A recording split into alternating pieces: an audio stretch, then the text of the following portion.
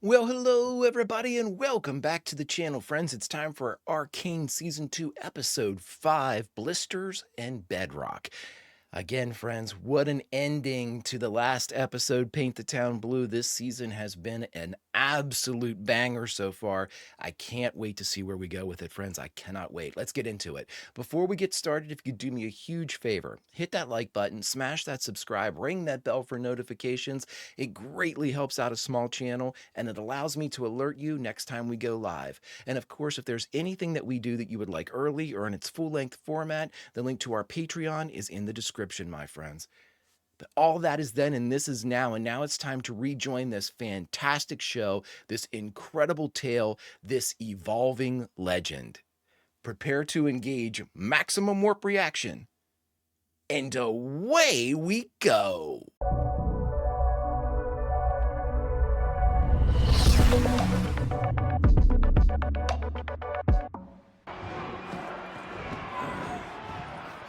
So we going Vi now? I wonder if that's usually their MO, jump between the sisters.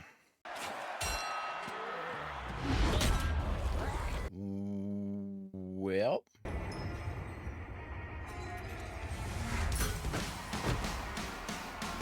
Oh my God, look at her.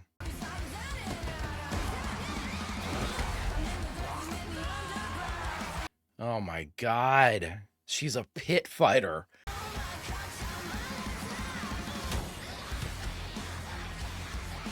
Oh my God, she looks amazing. At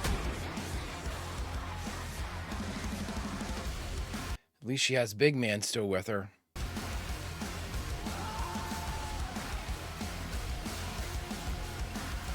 Or she did. Are we supposed to infer that he is no longer with her because of her lifestyle? Boom! Jesus, Vi. Oh.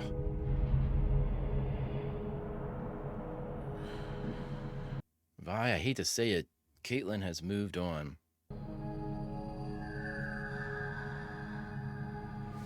Oh, was that really Jinx that had come to see her? Looking good, sis. Wait, just...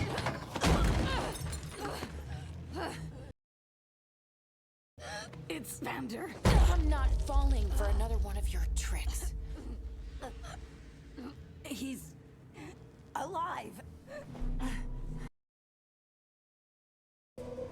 We both know that's bullshit. Jesus, Vi, come on! The shimmered up tear. He needs our help. I can prove it. Jesus, these two have been through so much. I mean, who doesn't want to see them together, though? Back to back. God, this show is so incredibly good. We have no idea where Mel is. Did it get through her mask? It looks like it did a little bit underneath the eye.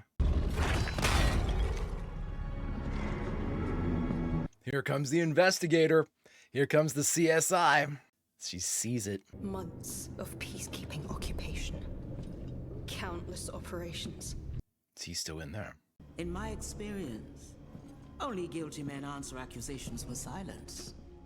In my experience, no one in power is innocent. Nice. Tell us everything we need to know to hunt down this beast. Your youth betrays you. You will rot in here. He's gonna, I mean, to be very fair and not to be mean, he's gonna rot out there too. He's not in great shape. Mel. Dear God. So I wonder if they took her brother the same way. Like, Mbessa just thinks he's dead. I mean, it looks like a physical space, so I'm assuming they, like, transported her somewhere else in the world. Who's there? Not sure I know anymore. Our hosts have a way of scrambling your omelet. That's your brother. Inoculorum. According to legend, the ancients built specialized chambers to seal away false prophets. You've grown up. I'd hoped they'd never come for you.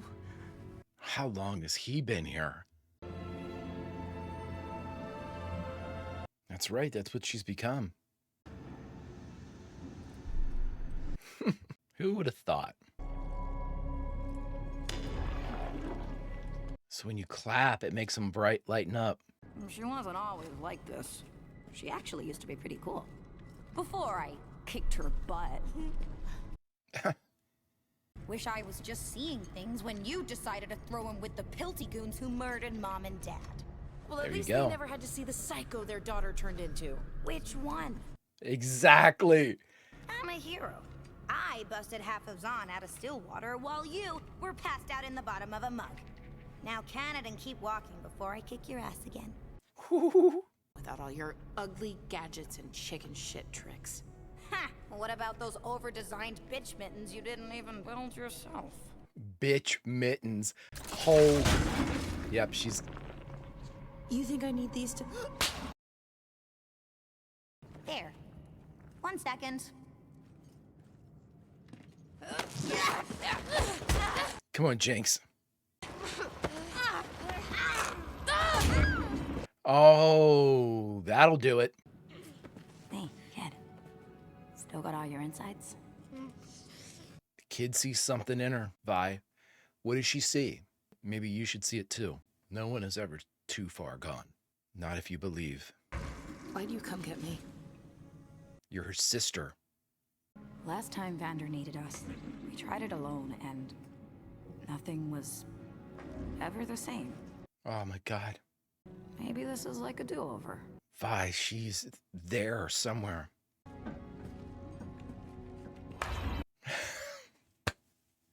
I love that they're doing this with Jinx and not betraying the character of Jinx either. He isn't a monster. He was once a man. Well respected at that. My God.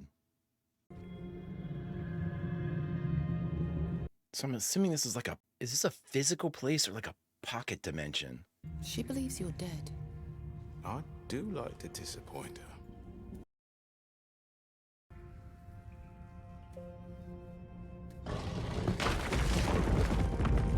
What? How did you know to do that? I don't know. I just felt. It's like some sort of puzzle. Fell in love? That's not our mother. Indeed, but the more I inquired, the more I started believing it. Really? The affair led to a child. Whatever that child inherited is of terrible interest to our captors. Really?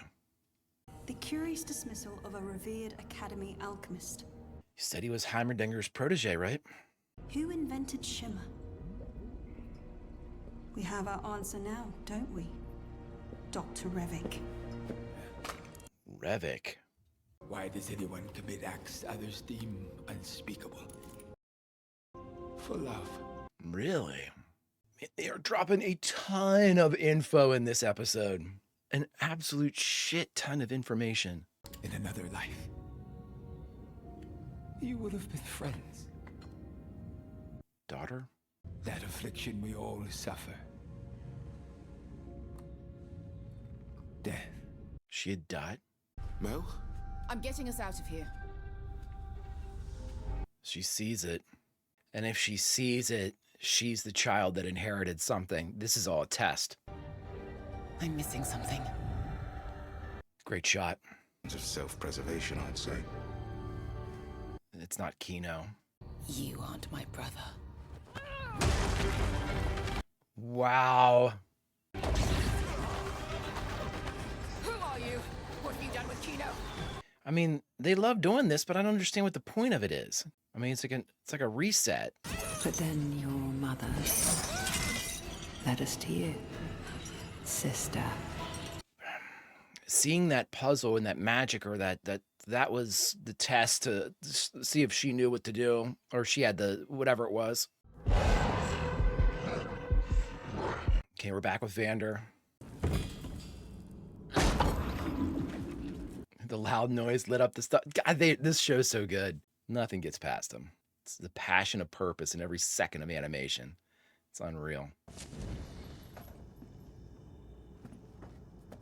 Gloves? Like the mining gloves. Isn't that what they originally were?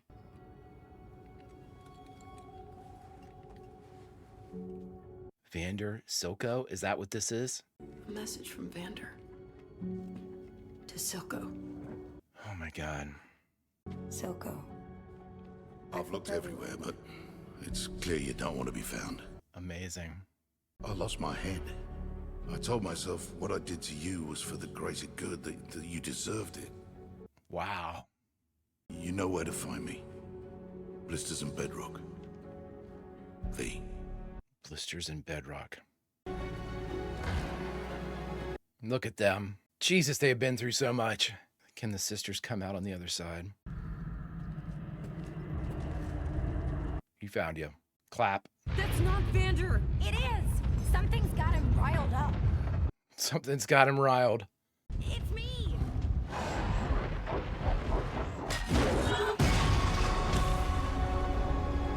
Oh my god. He's gonna kill you. Don't hurt him. Oh my god, Vi. This is so amazing. Calm him down.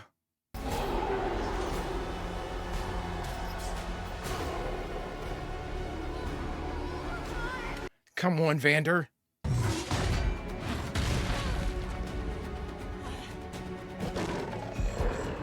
It's her. God, it's him. You have to believe me. Drop the gloves, Vi.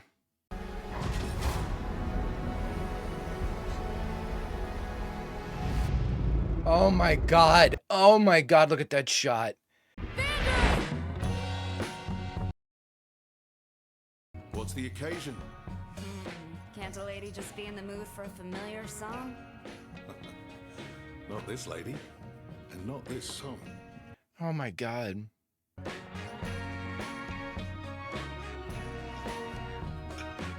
And that's Silco, isn't it?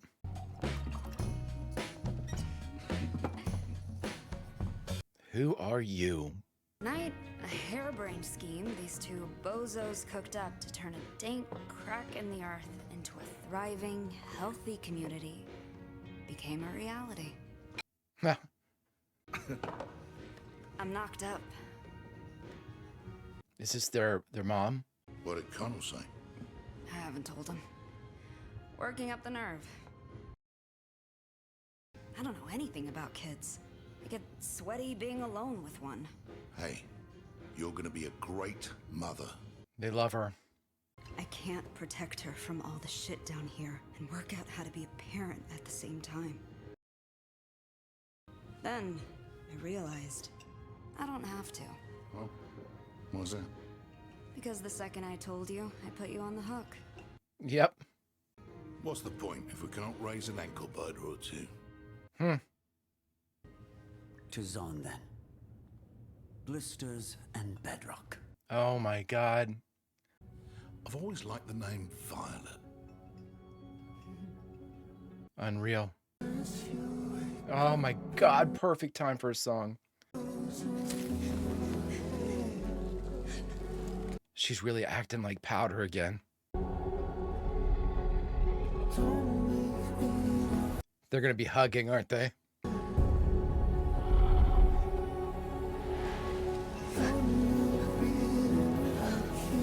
Some music, man. What are you waiting for? He's your dad, too. Please let that be real. Please let it be real. Please let this be real.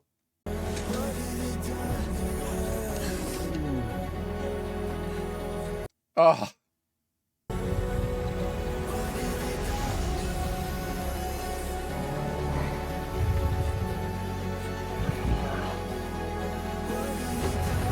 Oh my god.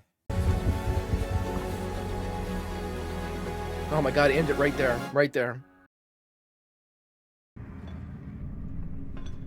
Victor?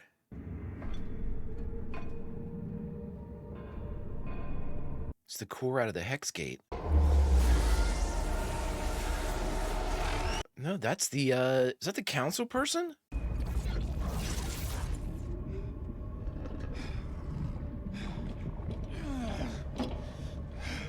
Jace.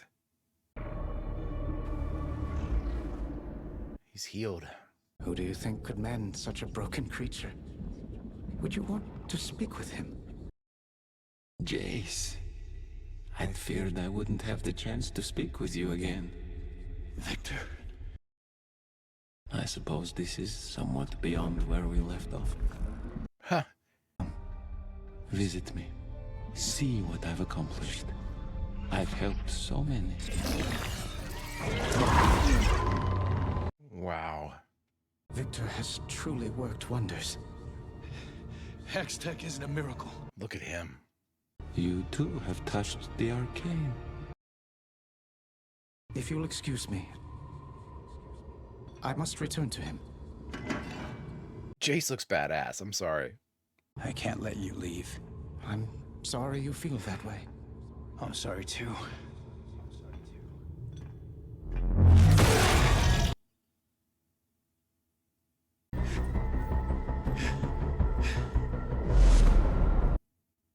Holy shit, this show. Oh my God. Are you absolutely...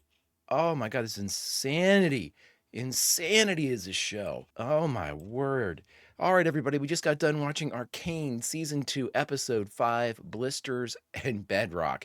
And the only thing left to do is attempt to talk about it. All right, everybody, we just got done watching the 5th episode of the 2nd season of Arcane entitled Blisters and Bedrock. They threw so much at us in this one. Holy smokes. This might be the episode that we received the most information from so many different sources and like threads and stories than any other like 2 or 3 episodes combined. This was a ton of stuff.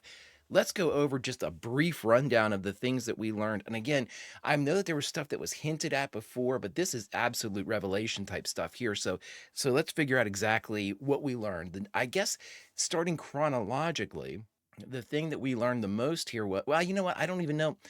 Chronologically, I guess the earliest thing would be the Silco, Vander, and Violet and Powder's mom. You know, I don't think we got her name. I don't think we've ever received her name. That interaction, how they were like the 3 that were certainly seems that way. I mean, we knew that Silco and Vander were definitely like the heads of this resistance, heads of like the kind of the unification of Zon. But it certainly seems like she was a major player as well. It certainly seems like at the very least, she was like, it didn't come off like she was like their second in command or anything either. It certainly seemed like that was like a triad right there, that those 3 were certainly calling the shots.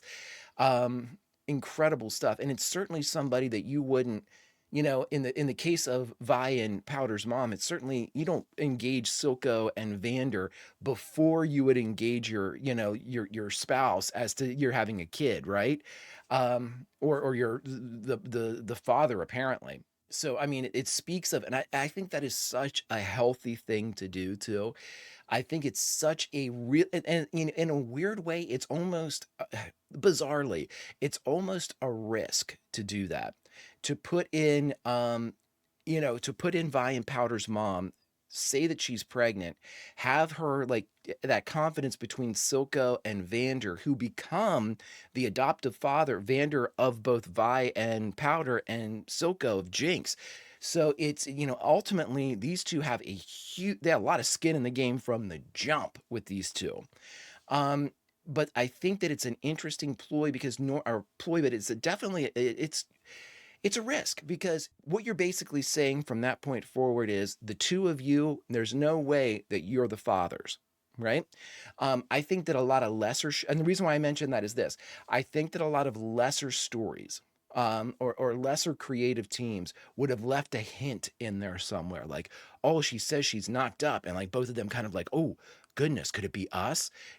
Which I think takes away from every single character that was at that bar. It takes away from Silco, it takes away from Vander, and it would have taken away from Violet and Powder's mom.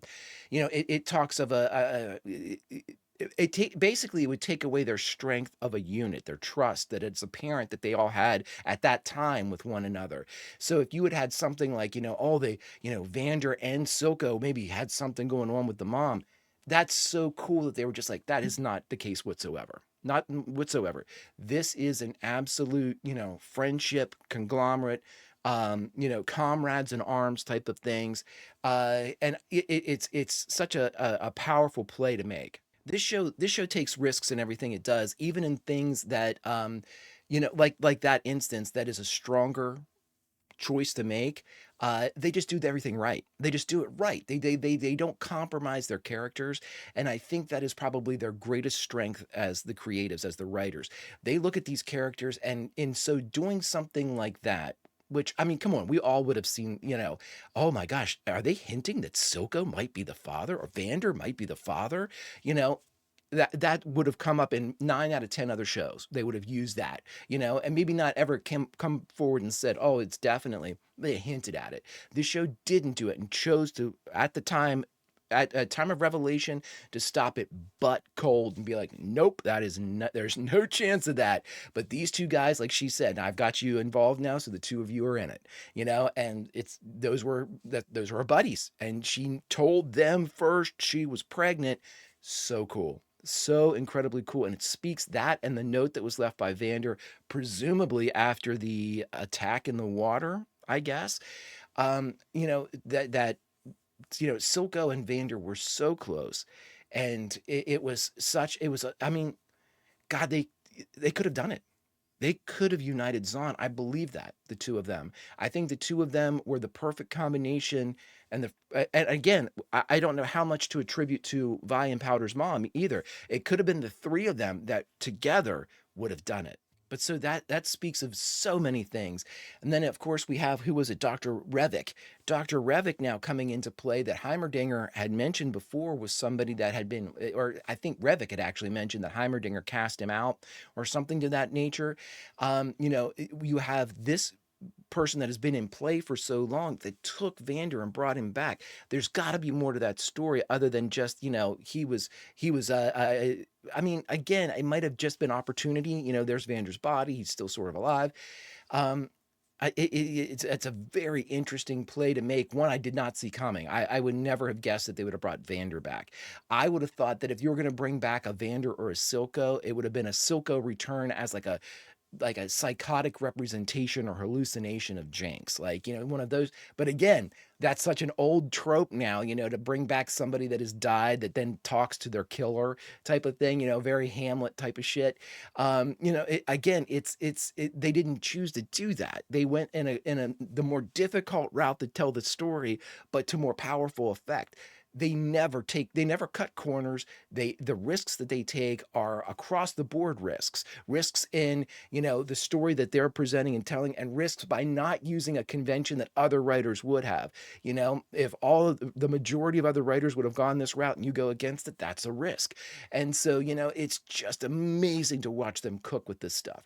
Then we got all the stuff from Mel, and the revelation that one of the children is, I guess, illegitimate, that Mbessa had, which I find incredibly interesting, because obviously it's Mel at this point. It couldn't be Kino, because they would have gotten what they needed from Kino and wouldn't have needed Mel at that point. So, and also it explains too why she would have sent Mel away. I know that her original, and it was a good one. Her original excuse for sending Mel away was, I basically couldn't look at you and do my job. My job is violence. My job is like subjugation. And I look at you and I see condemnation and, like horror that I could do something like that in your eyes. You had to go. I couldn't do my job without you. I actually got that. And I thought that was a really kind of a powerful argument as to why you wouldn't have her there, or why you wouldn't keep Mel kind of in the place, because we saw that flashback where she was like, should we let this person live or die? And Mel was like, let her live. And then, the people will see and blah, blah, blah, cut her head off. Nope, can't do that.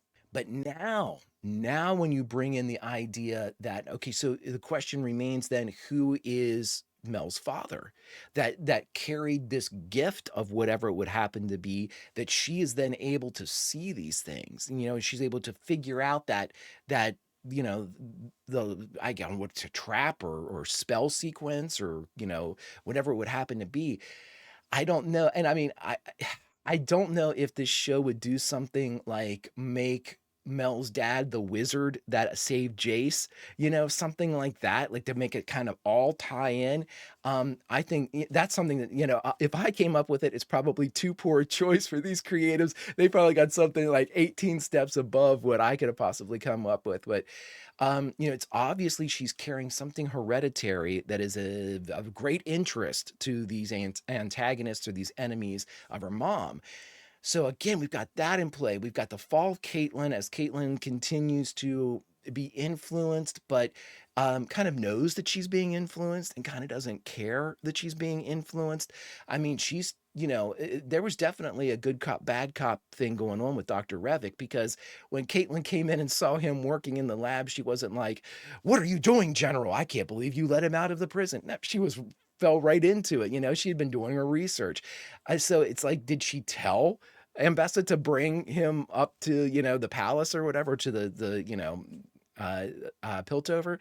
I don't know, but there's so much going on there, and Caitlyn is in it. Caitlyn is willingly in it at this point. I don't think that she's a terrible person. I think that she believes what she's doing is right, which makes her all the more deadly. The best adversaries are the best antagonists. I don't want to call her a villain. The best antagonists believe that they're right. And in many ways, the argument can be made that if what the general was telling her was correct, she is making the right decision. Jinx is the figurehead of opposition down the lanes. Taking out the head, you'll be all right.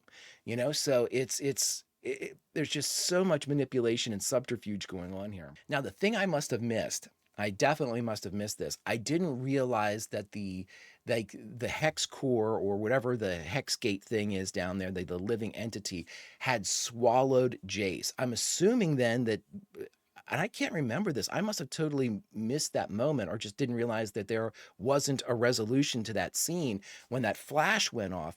Does that mean like Echo and Heimerdinger are in there too? Because they were with Jace, right, when that thing went off at the end of season 1. It's been a bit since I've watched it, but it's I don't know, and it's incredibly interesting. And then of course you have this weird, beautiful, tragic resolution and reunion with Vander and Vi and Powder. I mean, I don't know. They're definitely, the creatives are definitely, the sympathy for this season has shifted. The writers definitely wrote for the sympathy of like Vi and Caitlyn and Echo, and they were more sympathetic to the plights of those characters. And Jinx was definitely cast in the adversarial role in season 1. I mean, there's no doubt about that, right? Silco and Jinx and Savika, all of them were just absolute, they were the bad guys, sort of defined. And again, for me, it took me a while to realize Silco wasn't manipulating Jinx, and now it's so revelatory with that flashback scene we saw. He was legit from the beginning. I ultimately came around and realized that Silco was this, absolutely, honest in what he was saying to Jinx, in case he believed it. Was he saying some of the wrong things to her? Yeah, but he still believed in the Zahn, dream. And so that's where he was coming from with all this. But boy, oh boy, friends, what a show. What a show. They have got, oh my God, they have so many things going on. We have 4 more episodes, right? 6, 7, 8, 9. We have 4 more episodes. They have just dropped so much. I can only imagine we're going to continue to get this absolute barrage of story beats. I am here for it, friends. If you could do me a favor, hit that like button, smash that subscribe, ring that bell for notifications. You'll be alerted next time we go live with Arcane or any of our sci-fi fare. And of course, if there's anything that we do that you would like early or in its full-length format, the link to our Patreon is in the description, my friends. But all that is then and this is now, and now it's time to say goodbye, so where should we say goodbye from? Friends, I say we say goodbye from the past. I say that maybe you and I and all of our friends, we're in the last drop. We're in the shadows, and we see this moment. We hear the songs start to play. We see these three friends talking, and we're in their camp. We believe in the same dream of Zahn, and to see the three leaders getting along so well. You're on the right side when there's no animosity. You're on the right side when there is a strength and a conviction in the Union. Hopefully, nothing goes wrong. Friends, until we see the resolution of this fantastic tale, Vulcan roll, and I'll see you.